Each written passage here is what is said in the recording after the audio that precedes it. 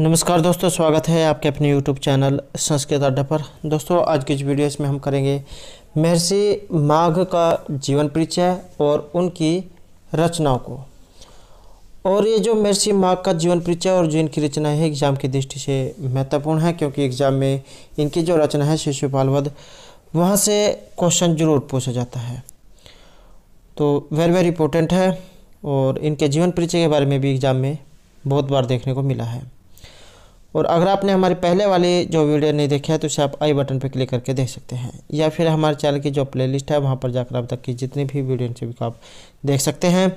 और वीडियो शुरू करने से पहले अगर आपने अब तक हमारे चैनल को सब्सक्राइब नहीं किया तो सब्सक्राइब कर लें। और आप हमारा जो दूसरा चैनल है रीडिंग राउट्स के नाम से, इसे भी सब्सक्राइब कर सकते हैं, क्योंकि हम जो है वहाँ पर भी वैकेंसी से संबंधित जो भी कुछ महत्वपूर्ण जो अपडेट होती है तो वो सभी जो वहाँ पर डालते रहते हैं। तो आप हमारे चैनल को सब्सक्राइब जरूर कीजिएगा। तो महर्षि माघ का जीवन परिचय जो अब हम इसमें करेंगे, तो 12वीं की तरह ही माघ का जो समय है यह भी अंधकार से आच्छन्न है, क्योंकि लगभग जितने भी कवि हैं उनके बारे में पूरी निश्चित जो डेट है जानकारी ये नहीं मालूम थे, लगभग अंदाज़ा ही लगाया जाता है। तो इसी प्रकार से यहाँ पर महर्षि माघ जो है इनके जीवन के बारे में भी कुछ अंदाज़ा ही लगाया गया है कि यहाँ तक जो है इनका समय हो सकता है। तो 12वीं की तरह ही माघ का काल अंधकार से आच्छन्न है। आच्छन्न होता मतलब ढका हुआ। तो कतिपय बाह्य साक्ष्यों के आधार पर संतोष करने के सिवाय कुछ नहीं किया जा सकता। कुछ बाह्य साक्ष्य जो यहाँ पर बताए गए हैं, जैसे नंबर 1 में महर्षि माघ ने अपने महाकाव्य में काशिकावृत्ति और उसकी टीका न्यास की ओर संकेत किया है। और इसका जो समय है, काशिका का समय है 650 ईस्वी। तो अतः माघ का समय इसके पश्चात सिद्ध होता है। और न्याय टीका जो है इसका रचना काल है 700 ईस्वी। तो इसके आसपास ये बताया जाता है। परंतु इस प्रमाण के विषय में भी सबसे प्रबल आपत्ति है कि न्याय टीकाएँ अनेक हुई हैं। किसी पोस्ट प्रमाण के अभाव में निश्चित कुछ नहीं कहा जा सकता। नंबर 2 रहेगा बलाल कवि। आपने इनके बारे में जरूर सुन रखा होगा। तो कवि बलाल कृत बोझ प्रबंध शिशुपाल वध का एक श्लोक यहाँ पर उपलब्ध होता है। तो इस क्वेश्चन के बीच में भी अगर कोई दूसरा कवि और उसकी रचना आ जाती है तो आपने वो भी याद रखना है, क्योंकि क्वेश्चन के साथ साथ ये भी जो महत्वपूर्ण है, क्योंकि एग्जाम में और के बारे में भी पूछा जाता है। तो बलाल कवि जो है इनका रहेगा बोझ प्रबंध। तो शिशुपाल वध का एक श्लोक ये उपलब्ध होता है, और इससे माघ का बलाल से पूर्ववर्तीता सिद्ध होता है, क्योंकि जब इन्होंने इनके बारे में लिखा है तो इसका मतलब है कि इनसे पहले ये हुए होंगे। तो इस उल्लेख में माघ व राजा भोज के साथ साथ चर्चा की गई है। इससे माघ व भोज की समकालीनता की पुष्टि होती है, परंतु आजकल यह मत निरस्त हो चुका है। नंबर 3 रहेगा सोमदेवकृत यशतिलक चंपू। तो सोमदेवकृत क्या है? यशतिलक चंपू ये इनकी रचना है। इसमें माघ का उल्लेख हुआ है। और यशतिलक चंपू की रचना है 960 ईस्वी में। तो इसलिए जो यहाँ पर माघ जो है इनसे पहले ये हुए होंगे। उसके बाद है नंबर 4 में आचार्य आनंदवर्धन। इनके द्वारा लिखा गया ध्वन्यालोक। तो इसमें भी शिशुपाल वध के 2 श्लोक जो है ये दिखाई दिए हैं। तो इसलिए माघ जो है ये आचार्य जो आनंदवर्धन इनसे पूर्व हुए हैं। और आनंदवर्धन का समय रहेगा 650 ईस्वी। नंबर जो यहाँ पर 5 है हमारा, दक्षिण के एक कवि नृपतुंग ने अपने ग्रंथ में महाकवि कालिदास और माघ की अत्यधिक प्रशंसा की है। यह कवि राजा अमोघ वर्ष के समकालीन थे। और अमोघ वर्ष जो है इनका भी समय यहाँ पर 814 ईस्वी माना गया है। तो माघ जो है 814 ईस्वी से पूर्व हुए होंगे। उसके बाद है नंबर 6 में डॉक्टर किलहॉर्न। तो इनको एक शिलालेख प्राप्त हुआ था जिसका समय था 625 ईस्वी। और इसमें जो है वर्मलात नामक राजा की प्रशंसा की गई है। और एक जानकारी के अनुसार माघ के पितामह ये गुजरात के राजा धर्मनाभ के मंत्री थे और डॉक्टर किलहॉर्न ने इस धर्मनाभ को ही वर्मलात माना है।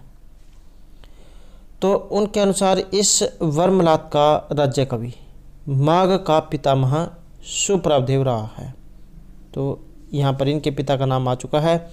माघ के पितामह का नाम है सुप्रभदेव। और काल गणना करने पर माघ का जो समय है ये 650 से 700 ईस्वी सिद्ध होता है। उसके बाद है नंबर 7 में आचार्य वामन ने तुल्य योगिता के उदाहरण में माघ के एक श्लोक को उद्धृत किया है और आचार्य वामन का समय माना गया है 800 ईस्वी।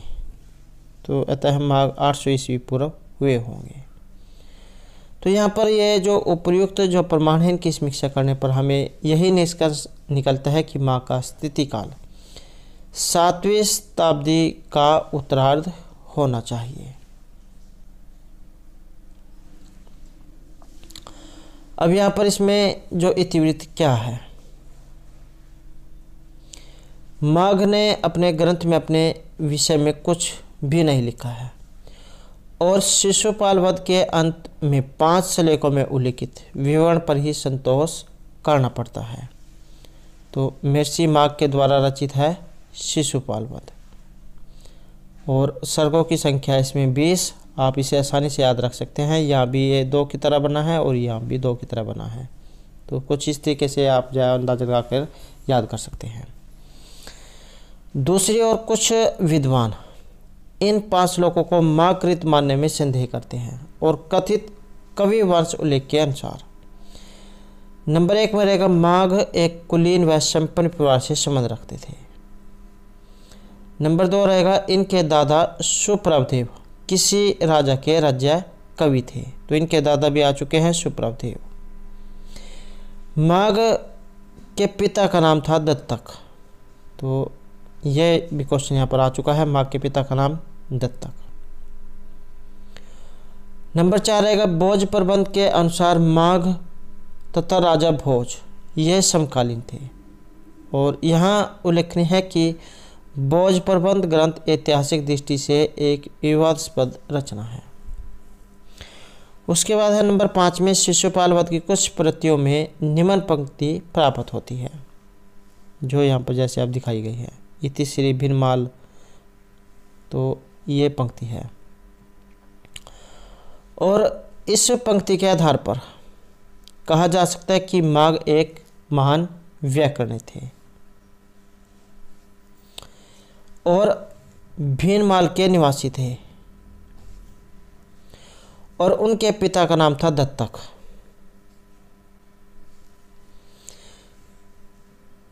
तो यहाँ से ये कहा जा सकता है कि माघ एक व्याकरण थे, भिन्नमाल के निवासी थे और पिता का नाम है दत्तक। भिन्नमाल जो यहाँ पर है ये आगे चलकर भिन्नयाल कहलाया और गुजरात प्रांत में था परंतु आजकल राजस्थान में है। नंबर 6 जो रहेगा माघ एक सुप्रतिष्ठित परिवार में उत्पन्न हुए थे और उनकी दानशीलता भी लोकविख्यात है। उसके बाद रहेगा यहाँ पर नंबर 7 में शिशुपाल वध के अनुशीलन से हमें ज्ञात होता है कि वे सभी शास्त्रों, वेदों, उपनिषदों और काव्य शास्त्रों के अद्वितीय विद्वान थे। अब बात करते हैं इनकी रचना के बारे में। तो महाकवि माघ की एक ही रचना है शिशुपाल वधम जो हमें प्राप्त होती है और इसमें है 20 सर्ग और श्लोक है 1650। ये दोनों ही वेरी वेरी इंपॉर्टेंट है। लगभग चाहे कोई सभी एग्ज़ाम हो इनके बारे में एग्ज़ाम में ज़रूर पूछा जाता है, चाहे इसमें इनके वर्णन के बारे में पूछ लिया जाए और या फिर इनके सर्ग या फिर श्लोकों के बारे में पूछ लिया जाए। और ये एक क्या है महाकाव्य है। इसकी गणना होती है बृहत्तरी में। ये भी क्वेश्चन एग्जाम में पूछा जाता है। बृहत्तरी वाला और लघुत्तरी वाला दोनों ही जो है यहाँ पर ये महत्वपूर्ण है, लघुत्तरी और बृहत्तरी। तो बृहत्तरी जो है इसमें ये गिने जाते हैं और एग्ज़ाम में ये भी क्वेश्चन पूछा जाता है कि जो यहाँ पर बृहत्त्रयी है इसमें कौन कौन से आते हैं। किरातार्जुनीयम, शिशुपाल वधम और नैषधीयचरितम, ये 3 जो काव्य हैं ये बृहत्त्रयी में आते हैं। और लघुत्रय की अगर बात करें तो रघुवंशम, कुमार संभवम और मेघदूतम ये आते हैं लघुत्रय में। और इसकी कथा महाभारत से ली गई है, तो ये भी आपने याद रखना है।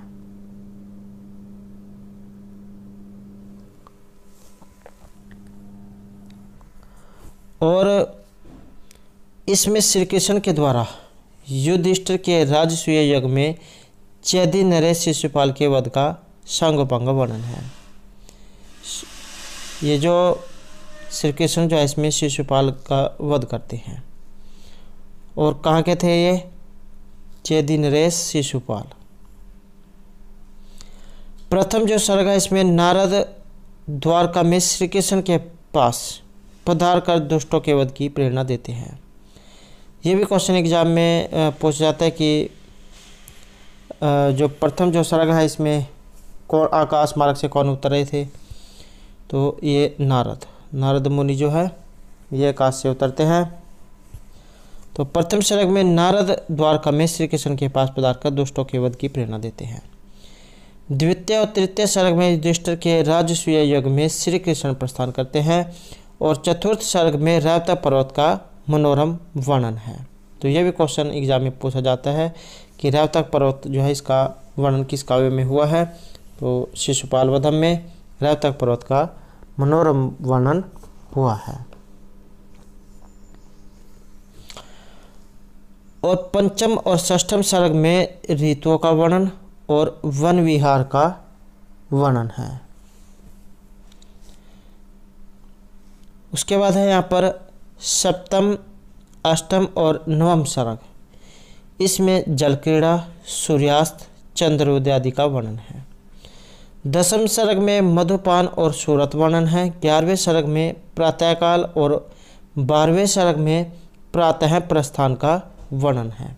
13वें सर्ग में पांडवों से मिलन का वर्णन है। और जो 14वां सर्ग है इसमें राजसूय याग और दान का वर्णन है। 15वें सर्ग में शिशुपाल के द्वारा विद्रोह का वर्णन दिखाया गया है। 16वें सर्ग में दूतों की उक्ति और प्रत्युक्ति का वर्णन है। 17वें सर्ग में सभासदों के क्षोभ और युद्ध के लिए कवच धारण किए जाने का वर्णन है। 18वें और 19वें सर्ग में युद्ध का वर्णन है। और 20वें सर्ग में श्री कृष्ण और शिशुपाल वध के साथ द्वंद्व युद्ध का वर्णन है। तो महाकवि माघ ने लघु काव्यवृत्त को परिबृहित कर महाकाव्य की रचना कर डाली है।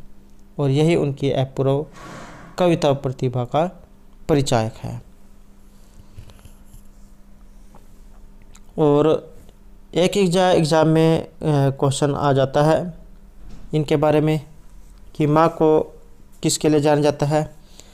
तो महर्षि जो कालिदास है उनको उपमा के लिए, भारवी को अर्थगौरव के लिए, दंडी का पद लालित्य और जो महर्षि माघ है इसमें इन तीनों के गुण पाए जाते हैं। उपमा कालिदास की, भारवी का अर्थगौरव और दंडी का पद लालित्य है। ये तीनों गुण महर्षि माघ में पाए जाते हैं। माघे संति त्रिगुणा, तो ये आपने इनके बारे में पंक्ति सुन रखी होगी।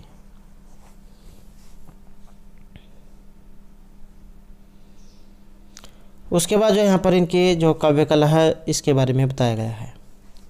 माघ की काव्य शैली अलंकृत शैली का चूड़ांत निदर्शन है। इसका प्रभाव अन्य कवियों पर भी पड़ा है। माघ भाव प्रकाशन की संपदा से परिपूर्ण और कल्पना की महती शक्ति के स्वामी हैं। माघ काम सूत्र का महान पंडित थे। उनके श्रृंगारस की श्लोक बहुधा माधुर्य और सौंदर्य से परिपूर्ण है।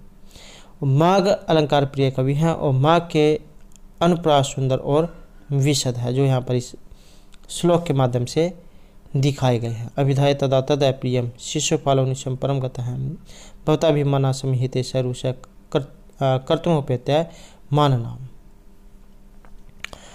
माघ का शिशुपाल वध शब्द और अर्थ की शोभा में भट्टी तथा कुमारदास की तुलना करता है, परंतु माघ का सर्वाधिक प्रभाव भारवी का है। माघ की रचना में प्रसाद, माधुर्य और ओज ये 3 गुण दिखाई देते हैं।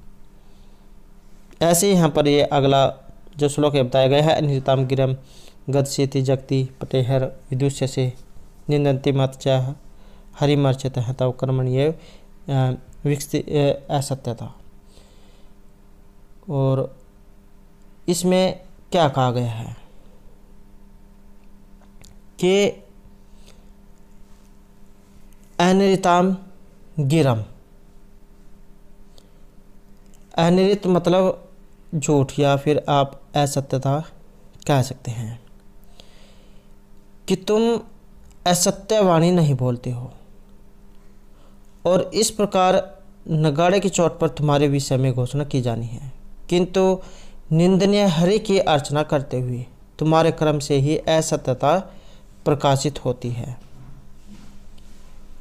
तो यहाँ पर जो महर्षि माघ है ये एक व्याकरण थे, उन्होंने व्याकरण के अनेक प्रयोग उपस्थित किए हैं। छंदों के प्रयोग में भी माघ बहुत कुशल थे, उन्होंने अनेक लघु गीति छंदों का प्रयोग किया है। मालिनी छंद के तो वे रस सिद्ध कवि है। 11वें सर्ग में प्रभात वर्णन में प्रयुक्त मालिनी की शोभा दर्शनीय है। माघ के काव्यों में समासों की बहुलता, विकट वर्ण की उदारता, गाढ़ बंदों की मनोहरता और पाठकों के हृदय को अनायास आकर्षित कर लेती है, किंतु उनका 19वां सर्ग का युद्ध वर्णन, चित्र अलंकारों का बहुल्य और शाब्दिक चमत्कार सामान्य पाठकों को भी रस विभोर कर देते हैं। रहेगा माघ के वर्णन में अपूर्व सजीवता है। कवि के प्राकृतिक पर्यावरण का परिणाम उसके स्वाभाविक वर्णनों में पर्याप्त दृष्टिगोचर होता है।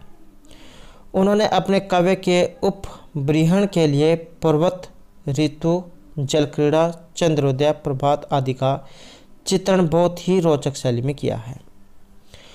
और शिशुपाल वध संस्कृत काव्य जगत का एक रत्न है। इसमें महाकाव्य के सभी गुण विद्यमान हैं। माघ ने इस काव्य में पूर्ववर्ती सभी कवियों के उत्कृष्ट गुणों का समावेश किया है। उसके ग्रंथ में कालिदास का काव्य सौंदर्य, भट्टी जैसे व्याकरण दक्षता और भारवी जैसे अर्थ गौरव एक साथ उपलब्ध होते हैं। इस प्रकार माघ के महाकाव्य में भाव और कला पक्ष दोनों का सुंदर समन्वय हमें प्राप्त होता है।